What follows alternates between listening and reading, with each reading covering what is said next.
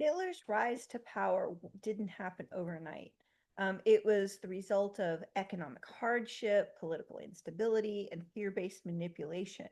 And these are lessons that we need to remember today because we're starting to see these things become bigger and bigger in our politics. After World War I, Germany was hit with these harsh penalties under the Treaty of Versailles. And this really fueled resentment and a desire for restoring national pride. And then came the Great Depression, and with it came a massive unemployment and economic devastation. And people were scared. They were struggling, they were searching for answers, and these conditions just made them vulnerable to these extremist solutions. The Weimar Republic was Germany's democratic government at the time, and it was unstable and it was plagued by infighting, which eroded public trust in democracy. And Hitler and the Nazi Party exploited this fear and resentment, and they used propaganda to blame the communists, the Jewish people, and political opponents while promising to restore Germany's greatness. Does this sound familiar? Anybody want to make America great again? Or want to blame the immigrants for everything that's wrong in America? Hitler was a charismatic leader, and the Nazis mastered propaganda. They presented Hitler as the strong leader who could save Germany, but Hitler never won a true majority in a free election. Instead, he used political maneuvering and fear tactics and violence to undermine democracy.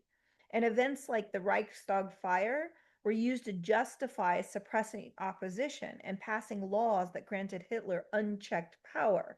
Again, does this sound familiar?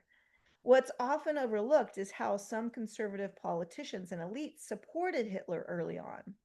They believed that they could control him for their own goals, but they miscalculated and the consequences were catastrophic. This kind of sounds familiar too. So I have some reflection questions for you. How do fear and economic instability make us vulnerable to extremist leaders?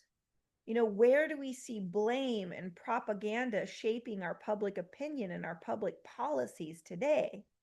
And are we protecting democratic values or are we trading them for promises of safety? History has shown us the warning signs of manipulative leadership. And if there's one thing I learned in the military is often lessons learned are really just lessons written down. We don't learn anything from them. So let's learn from them so that we can choose love, so we can choose courage, and so we can choose accountability over fear and division. In America, I want us to choose love.